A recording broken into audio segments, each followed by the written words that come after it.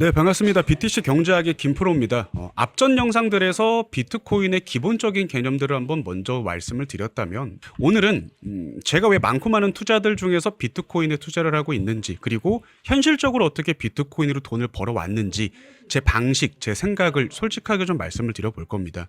편하게 원테이크로 갈 거기 때문에 강의라기보다 한 사람의 투자 스토리라고 생각을 하고 들어주시면 좋을 것 같고요. 제 10년이라는 시간을 통해서 느끼고 깨달은 것들을 이 영상에 모두 다 담았기 때문에 비트코인을 떠나서 돈이라는 게 뭘까?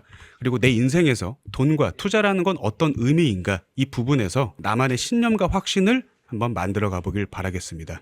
솔직하게 말해서 저도 어렸을 때 집안 형편이 넉넉하진 않았습니다. 정말 중고등학교 때 몇백 원이 없어서 밥을 굶었던 적도 있었고요. 그때부터 머릿속에 맴돌았던 거는 돈이라는 건 뭘까? 어떤 그냥 종이인가? 그냥 숫자인가? 아니면 그 이상인가? 이런 것들이 좀 많이 궁금했던 것 같아요.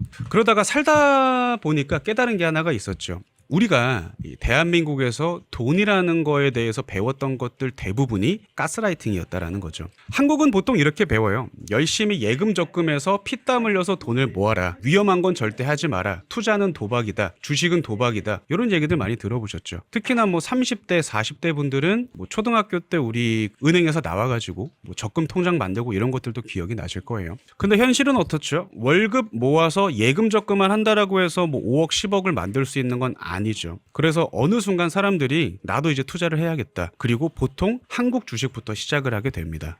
한국 경제가 성장하기 시작하는 1970년대부터 80년, 90년 그리고 최근 2010년까지 솔직히 말해가지고 웬만한 우량주만 사도 꾸준히 돈을 버는 시대였어요. 공부하고 재무제표 보고 가치 투자하면은 충분히 수익을 낼 수 있는 시즌이었죠. 왜냐? 경제가 올라오기 때문에 아무거나 사도 수익을 볼 수 있는 시즌이었죠. 국내 주식이. 근데 어느 순간 이제 경제 성장이 점점점 둔화가 되면서 게임의 룰이 바뀌어 버리는 겁니다. 뭐냐? 어떤 테마주, 세력주, 작전주 이런 것들이 시장을 흔드는 시대가 되어버린 거죠. 지금 대통령이랑 성씨가 같다라는 이유로 갑자기 상한가를 가는 회사가 생기고 친구가 국회의원이다라고 해서 뜬금없이 폭등하는 종목이 있고 이런 데서 많이 느끼셨을 거예요.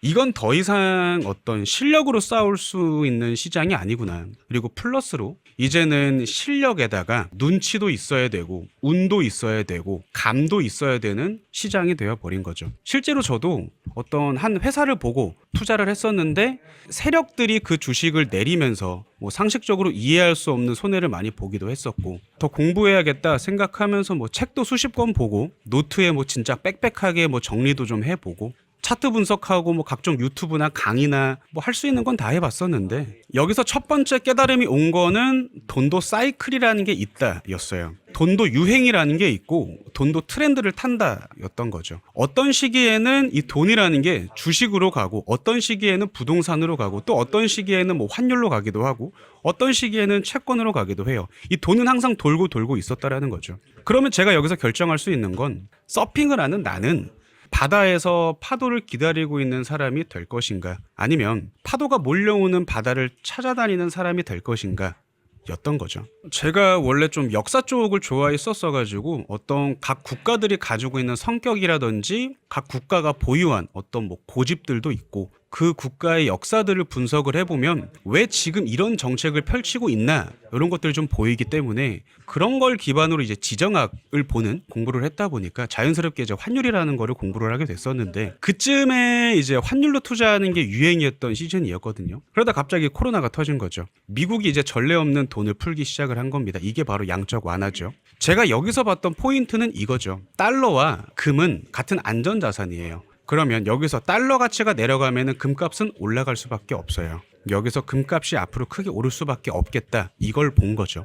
이 환율을 중심으로 제가 포트폴리오를 잡고 그걸 기반으로 유튜브를 시작을 했었어요. 이 메타플러스라고 하는 유튜브가 저의 첫 번째 깨달음이자 제 첫 번째 포트폴리오였던 거죠. 이제 2년 전 영상이고 보면은 이제 금값이 오를 것이다. 인류 최초의 기회다. 이런 유튜브 영상들을 많이 올렸던 것 같아요.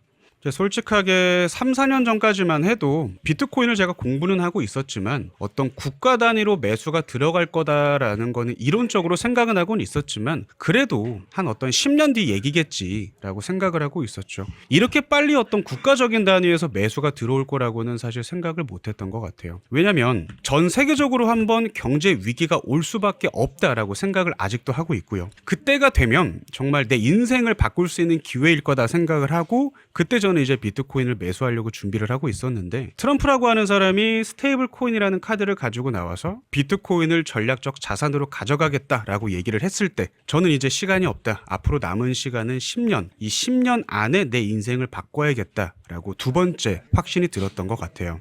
여기까지 들으시면은 대부분 뭐 이런 질문들을 하실 거예요. 뭐 비트코인이 올라간다라는 건 알아요. 근데 어떻게 비트코인으로 돈을 많이 법니까? 이미 많이 오른 거 아니냐. 이걸로 뭐 인생을 바꾼다는 게 사실 너무 먼 얘기 아니냐라는 거죠. 맞습니다. 비트코인 현물은 무거워요. 오늘 뭐 3% 오르고 5% 오르고 10% 오른다라고 해서 내 인생이 당장에 확 바뀌진 않죠. 그래서 대부분 더 자극적인 수익률을 찾아서 뭐 알트코인들로 가게 되는 거죠. 뭐 이게 2배, 3배 더 올라가기 때문에 더 재밌겠죠. 하지만 저는 완전히 다르게 본 거죠. 비트코인은 어떤 투자 상품이 아니라 시대가 움직이는 방향이라고 저는 생각을 했습니다. 그래서 제 선택은 이거였습니다. 알트들 쫓아다니는 거 말고 비트코인 하나만 깊게 이해를 하고 깊게 파보자. 그리고 그 위에 레버리지와 방향성을 가져가자. 예를 들어서 비트코인의 10배의 레버리지를 둔다라고 했을 때 비트코인이 3%가 올라가면은 내 수익은 30%입니다. 이거 이해가 되시죠? 이상한 알트 잡고 뭐 50%, 80% 보는 것보다야 훨씬 더 방향성이 쉽고 내가 감당 가능한 수준의 레버리지를 싣는 거죠. 여기서 많은 분들이 오류가 생기는 게 뭐냐면 선물이다라고 하면은 선물은 무섭고 선물은 강제 청산이 당하고 선물은 무조건 뭐 돈을 잃고 이런 말씀들 많이 하실 거예요. 뭐 옆에서 선물했다가 돈 날려먹었다라는 사람이 있으면 괜히 무서울 거고요. 그렇죠? 근데 중요한 게 뭐냐면 비트코인 선물을 내가 진행을 한다라고 했을 때 패턴이고 나발이고 뭐 차트고 뭐고 가장 먼저 알아야 되는 건 내가 지켜야 하는 강제 청산가가 어디에 있냐라는 거예요. 비트코인 일봉 차트를 가지고 왔는데 가장 먼저 알아야 하는 거는 패턴도 아니고 차트도 아니고 딱 하나 뭐라 그랬죠? 내 강제 청산가가 지금 어디에 있는가, 절대 깨지지 않는 선이 지금 어디에 있는가, 이걸 먼저 계산을 해야 된다라고 말씀드렸었죠. 예를 들어 볼게요. 비트코인을 가지고 레버리지를 10배 그리고 비중 20% 정도를 잡고 올라가는 롱 포지션을 잡는다라고 하면 대략 강제 청산 가격이 55K에서 50K 정도가 나올 겁니다. 자, 그럼 여기서 한번 생각을 해보죠. 만약에 3차 세계대전이 난다라고 해도 과연 50에서 50K까지 내려올 수가 있을까요? 물론 시장은 늘 변동성이 있겠지만 이 정도까지 내려가려면은 아마 세계 금융 시스템이 절반쯤은 박살난 상황이었어야 될 거예요. 그러면 강제 청산이 내가 나고 싶어도 날 수 없는 세팅을 먼저 좀 계산을 해놓고 그 다음 내가 롱 포지션을 잡을 타점은 어디인가, 그 타점을 봐야 한다라는 거죠. 올해 1월부터 봤을 때 내려가면 사고 올라가면 팔고 내려가면 사고 올라가면 팔고 이런 구간이 적어도 5번, 6번 정도는 나왔을 거예요. 그러면 이 중에 2번에서 3번 정도만 잡았어도 이거보다 더 쉬운 차트는 없었을 겁니다. 그냥 여유롭게 낚시꾼처럼 롱 자리를 기다리는 거죠. 그리고 여기서 더 하나 중요한 원칙. 저는 선물을 할 때 절대 알트는 보지 않습니다. 뭐 리플, 이더리움, 솔라나 이런 코인은 아예 쳐다보지도 않아요. 왜냐면 한 우물만 파는 사람이 결국 지하수를 퍼뜨릴 수 있기 때문인 거죠. 제가 오늘 이 긴 이야기를 통해서 말씀드리고 싶은 건 딱 하나입니다. 뭐 어떤 한국 주식처럼 누구랑 성이 같다, 누구랑 친구다, 뭐 누가 세력이다 이런 말 같지도 않은 어떤 소수의 힘으로 휘둘리는 시장이 아니다. 비트코인은 이제 어떤 국가 단위 그리고 제도 단위 안에서 전략적으로 움직이는 자산이 되었습니다. 이 위에 올라타서 내가 이 비트코인이라는 걸 지금 공부를 시작을 해보면 정말 내 인생에서 필요한 20-30년 정도의 시간을 10년 혹은 그 이하로 줄일 수 있을 거다라고 저는 믿습니다. 그래도 제가 뭐 감히 투자라는 시장에서 10년 동안 버티고 공부하고 실패하고 머리도 깨지고 해보면서 느낀 거는 지금 이 돈이라는 거는 계속 돌고 있고 그 돈의 방향은 지금 점점 더 비트코인으로 흘러가고 있다라는 거죠.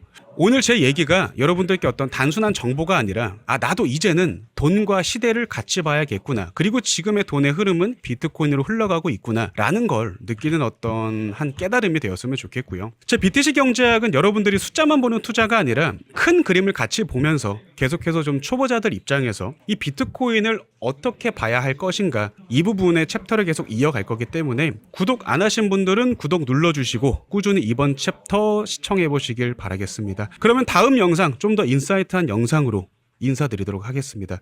감사합니다. BTC 경제학의 김프로였습니다.